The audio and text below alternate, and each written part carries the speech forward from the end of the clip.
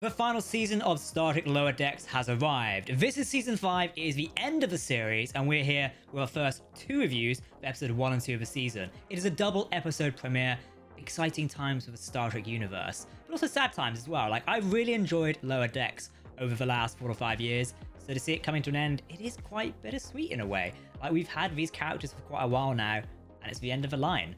But we do have a fun adventure ahead of us. Apparently there's legacy characters coming into Lower Decks with this final season. Of course there is. We already know Harry Kim is on his way back, but hopefully there's some more legacy characters. There's a few Enterprise references throughout these new episodes, and also in the trailer as well. So who do you think from the Enterprise cast could return? I definitely think Connor Trinneer and Dominic Keating could definitely come back, particularly if their podcast going so well at the minute. But I know I really want to see Scott Bakula. Anyway, we'll speculate on that another time. Let's get into our episode reviews. These are episode reviews for episode 501 and 502. They're the first 2 episodes of season 5. They're out now on Paramount Plus. If you've not watched them, go and watch them, then come back. That was your spoiler warning. Or the intro.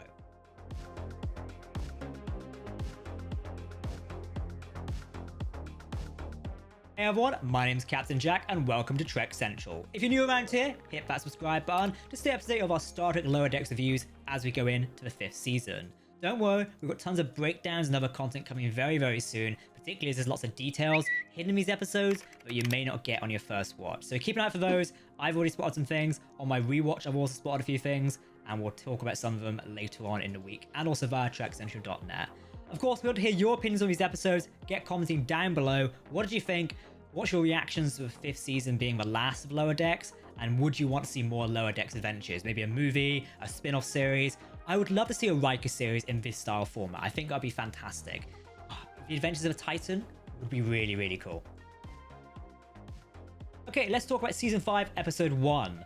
Orion activity. We're sort of thrown into the activity right away with Tendy's Orion raiding party, and we already saw a little bit of this in some clips and some trailers, and it's basically the merchant starship coming under attack. It shows that Tendy is in sort of an action-packed environment and definitely in the thick of it with the Orion things, and I quite like this. It is a comparison to what we usually see with Starfleet being very peaceful and asking questions.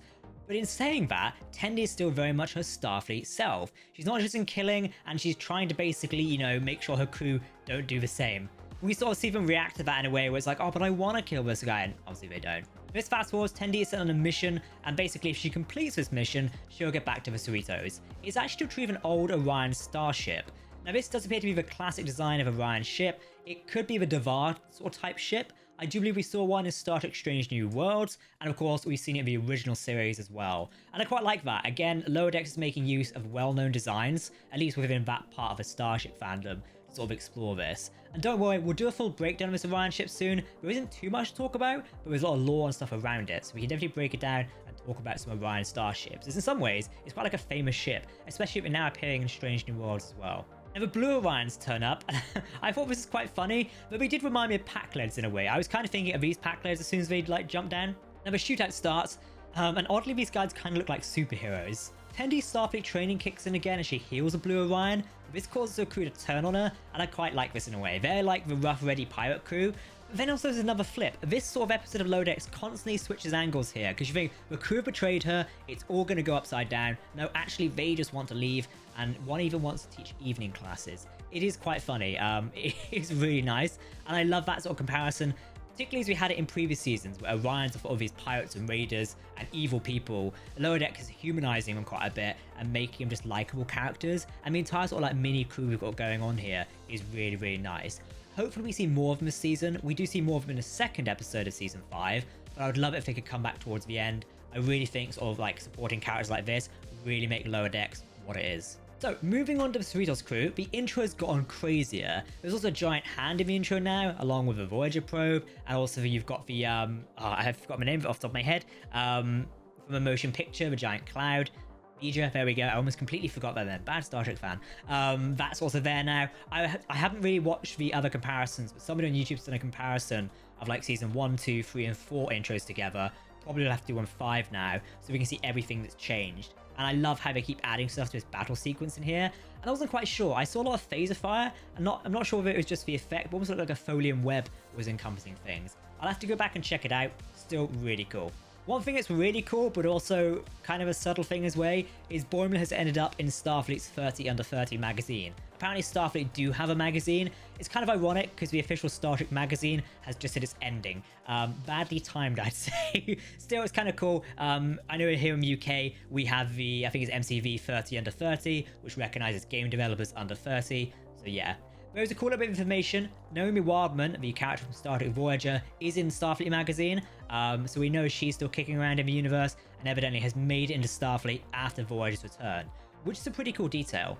Now, we've already seen a glimpse of this sort of first episode of Season 5. The alternative Cerritos is now stranded in a parallel reality. We've got alternate versions of the crew, and it's quite crazy. Now, engineering planned to return both ships home, or rather the Prime Cerritos home, in what is a homage to the NX-01 Enterprise and NX-02 Columbia episode, where they have to sort of rotate both ships in order to get the warp sort of alignment thing in place. It's a really cool episode. I can't remember the name of it off the top of my head, but it's a cool reference, I think. Whether intentional or not, it's really, really cool. Having both ships aligned like that, it's really nice. We also get a cyborg Rutherford, but there's no Tendi on the alternative Cerritos. Apparently she's also gone off to be on this Orion raiding parties, and Cyborg Rutherford has basically removed all memory of her, which is kind of depressing. Now, Old Boimler is a really cool character. Jack Quaid, the actor who voices Mr. Boimler, gave some details about him away at a recent New York Comic Con panel. By the way, you can find all our news on New York Comic Con here on my channel and on TrekCentral.net. Now, Quaid basically said that Alt Boimler has no anxiety, and it's quite different playing this character who's rather chill and laid back and isn't afraid to do anything. It's really cool seeing this comparison. I love it when alternate things like happen like this in Star Trek, and it is a concept we've seen 101 times before. Well, not 101 times. We've seen it quite enough before. What I kind of liked is this sort of parallel Cerritos crew almost felt a bit Mirror Universe in a way, but they weren't. But every fight's breaking out between the old people, and also Captain Becky Freeman is very much a fear leader. And that's what sort of gave me the Mirror Universe vibes in a way. Still really cool though. Now, the original plan to get back to the universe does not work properly. We also got told that something happened to the alternative Captain Freeman. It's kind of hinted it's quite bad, and like maybe she was killed by Captain Becky Freeman to take her place. Again, Mirror Universe vibes. But it seems that she was just stationed at Starbase 80, which is apparently the worst job according to our Captain Freeman. To be fair, I think it'd be pretty boring stationed on a starbase. You want to be out there doing the adventure. Sorry, Deep Space Nine, at least they had the adventures. Now, Mr. Boimler, or our Prime Boimler, actually steals Alt Boimler's pad, and presumably this is to learn things from it. We learn this in the second episode as well. Alt Rutherford actually saves the memory of Prime Rutherford due to the other actually modifying him, and Mariner eventually escapes and targets Cerritos. Basically what happened here is Captain Becky Freeman wanted to take the place of the other Mariner so she could have all the fun and not be the captain. This obviously backfires. There's gently phaser fire against the ship. Quite a good line there from our Captain Freeman, who is gently phaser firing my ship. Becky Freeman does eventually get off the bridge and it's all sort of resolved. And I kind of really like this episode, the way it's going. It is a really nice sort of way. The episode does end with the Blue Orions declaring war on the main Orions, and we sort of get thrown into that. But with the second episode being so close, and we'll talk about it in a minute, we kind of get that resolution pretty quickly. Overall, first episode is very much playing it safe. There is nothing groundbreaking in Lower Decks so far. I will say it very much reminds me of Season 1 of Lower Decks. This is a fun, friendly adventure on the starship with our main cast. It goes to plan. And I kind of like that. Season 4 kind of dragged when it had the overarching storyline of the Nova Fleet. That got a bit boring by about the 5th to 6th episode. Here, however, we've actually got just like a nice classic story. It's entwined in itself. The only overarching plot is the Orion thing. That's more of a secondary story anyway, away from the main Starfleet ship. So that's my thoughts on that one. Let's talk episode 2. It's revealed Tendy's sister is actually pregnant. The Orion pirate queen was unhappy with the pirate war, and basically they have to sail ship race to settle the debate and eventually get treasure. It's not going to be fun apparently, and the losing house is going to be removed from the Orion Syndicate. Orion Syndicate is obviously made up of houses and such. We sort of learn this. I think sometime soon here on the Trek Central channel, we will do a complete breakdown on the Orions, particularly as they are an under sort of like valued part of the Star Trek continuity, I'd say. We've seen bits of them, but there's never been a core focus. I think really Lower Decks is doing our bigger focus on Orions, and it's great that an animated series can do that, can show us more of the section of Star Trek lore we don't necessarily see all the time. Tendi is obviously now worried for her sister's safety due to the pregnancy, and this forced her to commit mutiny against her sister. It's a bit violent, but Blue Orions eventually rip the sail and cause the main ship to crash. Yeah, it's quite an interesting sort of part of this episode. It is definitely, I wouldn't say it's the secondary plot. It almost feels like it is the main plot in a way, and the Starfleet story is actually the secondary plot. There's definitely a lot of stories going on here. Now, Tendy's sister was actually protecting Tendy, as if she knew about the baby, she would have to stay and look after the child in accordance with their traditions. And Tendy's crew eventually repair the ship and board it. The Queen is of course not happy with the treasure being lost and forces of both houses to take their treasure. In the Starfleet story, and don't worry, there's a resolution to that in just a second. In the Starfleet story, the Cerritos has arrived at a planet that is getting rid of money. Can you imagine doing that, by the way? Like, I think because our society is stuck in such capitalist ways, we can't imagine it, but let me know your thoughts on it. Essentially, this planet is a new member of the Federation, and they're burning all their money. Typical. The boy is still reading from the alternate reality pad, and we can see this is influencing his behavior a little bit, particularly with how he's reacting to the other ensigns. It's kind of interesting. And Rutherford is working on doors with T'Lyn scaring him. She wants to partner with and basically teach her about repairing shuttle bays, or mainly shuttles. Kind of cool, but obviously Rutherford is still upset about Tendi leaving and kind of doesn't want to repair the shuttle because it's their project. The Bournemouth ensigns have apparently vanished. It appears they've been kidnapped by someone else. It appears lots of the planetary population is unhappy with the planet moving away from a capitalist society. We do get this really cool sequence of Mariner and Boimler trying to rescue the ensigns. The Gardener robot captured them both. The ensigns are apparently dead, it seems. Turns out they're actually fine. Boimler's advice, or rather the pad advice, actually meant they survived by ingesting some sort of gardening thing. But it does make the people who tried to kidnap them run away in fear. So resolution there apparently.